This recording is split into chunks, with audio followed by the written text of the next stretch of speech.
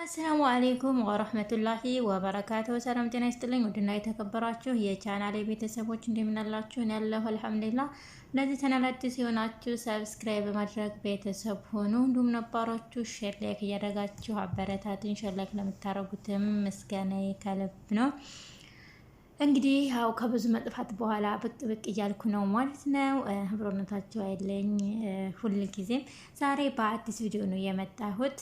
እውነት በሚል ድራማ እውነት ክፍል 10 ደርሰናል። እውነት ምርጥና አስተማሪ ድራማ ነው። እንዲሁም ገንዘብ የሌላቸው ሰዎች ምን ያክል እንደሚናቁና ምን ያክል ተፈላጊ እንዳላደሉ በሰዎች እንደሚንቋሸሹ፣ ገንዘብ የሌለው ሰው በአጠቃላይ ከሰው ጋር መኖር አይችልም እንዴ ብለን ራሳችንን እስከምንገመግመው ድረስ የሚያሰኝ ምርጥ አስተማሪ ድራማ ነው። እንግዲህ አንዳንድ ባለሀብቶች ድሆች ላይ የሚያደርጉት ጭቆና ድሆችን እንዴት እንደሚንቁ እና አጠቃላይ ገንዘብ የሌለው ሰው ይናቃል የሚል ያስተምራል። እስከ መጨረሻው ድረስ አብራችሁኝ ሆኖ ቻናሌንም ሰብስክራይብ አድርጉኝ። ሚኪ የባለጸጋ ልጅ ሲሆን እውነት ደግሞ የድሃ የሚስኪን እናት ልጅ ነች። አባቷ በህይወት የለም። እናቷ ጉሊት ቸርችራ የምታሳድጋት እንዲሁም ደፋ ቀና ብላ ያሳደገቻት ሚስኪን ድሃ እናቷ ነበረች። ሚኪ የባለ ሀብት ልጅ ሲሆን እንግዲህ የድሃ ልጅና የሀብታም ልጅ ይፋቀራሉ፣ በፍቅር ክንፍ ይላሉ። ነገር ግን የሚኪ አባት እጅጉን ገንዘብ ወዳድ፣ ድሆችን ተጠያፊ፣ በጣም ድሆችን የሚያንገላታ እንዲሁም አምባገነን እየተሞላ በጣም መጥፎ ሰው ነውና ልጁ ሚኪን ለምንድነው የዚችን የድሃ ልጅ የዚችን የአሮጊት ልጅ የዚችን የጉሊት ሻጭ ልጅ እያፈቀርከው? ለምንስ ከእሷ ጋር አይሃለሁ እያለ ሌት ተቀን ሚኪን ይደበድበዋል። ልጅም ፍቅር እንጂ ገንዘብ አያኖረኝም፣ ስለዚህ ፍቅሬን መቼም ቢሆን አልተዋትም፣ ተፍቅሬም ልትለያየኝ አትችልም ብሎ አባቱ ላይ ይዝትበታል። ሲጠናባቸው እንግዲህ ልጆች ተያይዘው ይጠፋሉ። በዚሁ መካከል እውነትና ሚኪ ተያይዘው ሲጠፉ እውነት አረገዘችበት። ይዟትም ልጅ ሚኪም ምንም አይነት ገንዘብ ስለሌለው አባቱም ሊያግዘውም ስላልቻለ እንኳን ሊያግዘው ሊያየው እንኳን አይፈልግም። ሚኪ እውነትን ይዟት በአንድ ደሳሳ ጎጆ እንዲሁም በሸራ የተወጣጠረ ቤት ውስጥ ይዟት ገባ። በእውነትም ፍቅር ካለ ሁሉም ነገር ሙሉ ነው። ምንም ነገር የለም ቤታቸው። አንዲት ፍራሽና አንዲት መፈረሻ ብቻ፣ አንዲት ጀበናና ስኒ፣ የተወሰኑ ትንሽ እቃዎች ብቻ ሲኖሩት ቤታቸው በሙሉ ባዶ ነው። ቤታቸው ዙሪያውን በሸራ የተወጣጠረ ላስቲክ ቤት ነው ይዟት የገባው። እሷም ምንም አላለችም። አንተ የሀብታም ልጅ አይደለህ እንዴ? እንዴት እዚህ እንገባለን አላለችውም። ግን ፍቅር ያሸንፋል። ሁለታቸውም በፍቅር ተሞልተው እዛች ደሳሳ ጎጆ ውስጥ በፍቅር ይኖራሉ። ይሁን እንጂ ጥጋበኛ የሚኪ አባት ሊያስኖራቸው አልፈለገም። ልጅቷን እየጠራ ሲወጣ ሲገባ ያችን አሮጊት እናትሽን እደፋልሻለሁ፣ ልጅን ተዩ፣ ተልጄ ራቂ፣ እሷ አጠገብ ላይሽ አልፈልግም እያለ ይዝትባታል። እውነትም ሚኪን ማጣት አትፈልግም፣ እናቷንም ማጣት አትፈልግም። በሆነ አጋጣሚ እናትየዋ ታማ ሆስፒታል ትገባለች። እናትየዋን ፍለጋ ሲሄዱ እናቷ ታማ ሆስፒታል እንደገባች ሲሰሙ በአጋጣሚ አባትየውን አግኝተው ሲጠየቁት እናቲቱን እንዲያስደበደባትና ሆስፒታል እንደገባች ትሰማለች። እውነትም ወደ ሚኪ መታ ሚኪዬ እኔ አንተን እወድሃለሁ፣ ግን እናቴን እቤት ጥያት መጣሁ። ባዶ ቤት ጥያት በመምጣቴ በእናቴ ላይ ችግር ደረሰባት። አባትህም እናትሽን እስከ ወዳኛው ሸኛታለሁ እያለ ዝቶብኛል። ስለዚህ በቃ ትቼህ ልሄድ ነው ትለዋለች። ሚኪም በዚህ ጊዜ በጣም ልቡ ይሰበራል። እኔ እኮ አንቺን ብዬ ነው ከአባቴ ከቤተሰቤ ሁሉን ነገር ትቼ አንቺን መርጬ እዚህ ደሳሳ ጎጆ ውስጥ ያለሁት። እንዴት አንቺ እንዴት አደረገኛለሽ? ተይ እውነትዬ፣ ሁሉም ተስተካክሎ ወደ ቤታችን ወደ ቤተሰቦቻችን እንመለሳለን። ትንሽ እንታገስ፣ ተሸኛ አትሄጂ ይላታል። በእነሱ መካከል ዶክተር የተባለ የቅርብ ወዳጃቸው አለ። እጅግ በጣም መልካም ሰው ነው። ሚኪንና አባቱን ለማገናኘት ለማቀራረብ የማያደርገው ጥረት የለም። ወደ ሚኪ አባት ሄዶ ልጅህ ይፈልግሃል፣ ሊታረቅህም ሊያዋራህም ይፈልጋል ብሎ ሲለው አንተ ምንድነህ? አንተ ለምን ተልከህ መጣህ? ሲለው እኔማ ዶክተር ነኝ እና ዶክተር መሆን ብርቅ ነው እንዴ ብሎ የሚኪ አባት ከሰተው።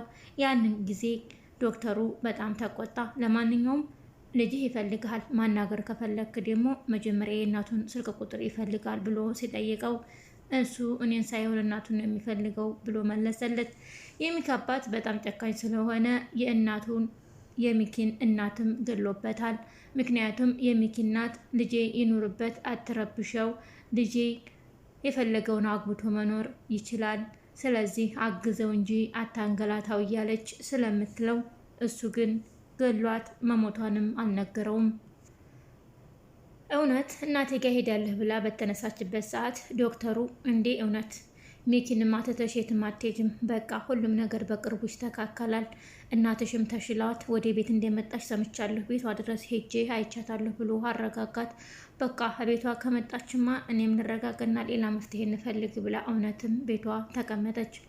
እንግዲህ የሚኪ አባትም ዛቻውን እንደቀጠለ ነው። ልጄን ካልታለቀሽው፣ ልጄን ካልተፋታሽው እናትሽን እገልብሻለሁ ስላላት ግን ሁልጊዜም ታለቅሳለች፣ ሁልጊዜም ታስባለች ለእናቷ።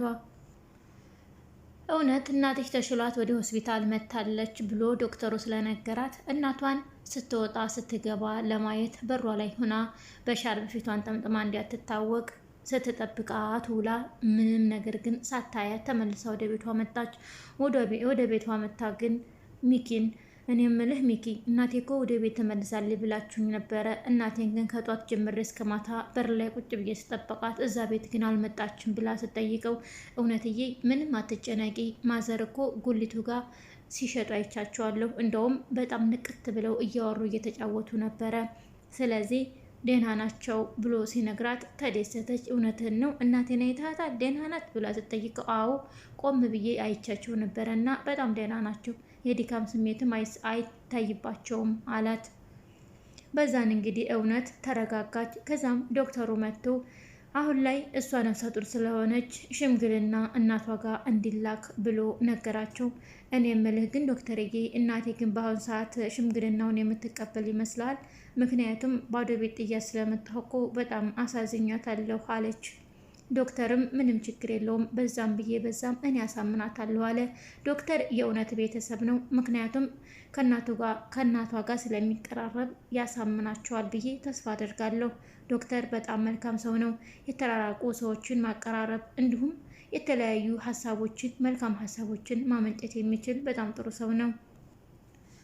ዶክተርም እኔ የምልሽ እውነት አሁን ላይ ግን ምንድን ነው የሚያስደስትሽ ነገር ብሎ ሲጠይቃት አንዳንዴ እናቴን ቤት ጥያት በመምጣቴ ትንሽ ይደብረኛል፣ እናቴን ሳስባት ውስጥ ይጨነቃል እንጂ አሁን ላይ ሚኪዬ ጋር ብሬ ከመሆን በላይ ምንም የሚያስደስተኝ ነገር የለም ብላ መለሰችለት።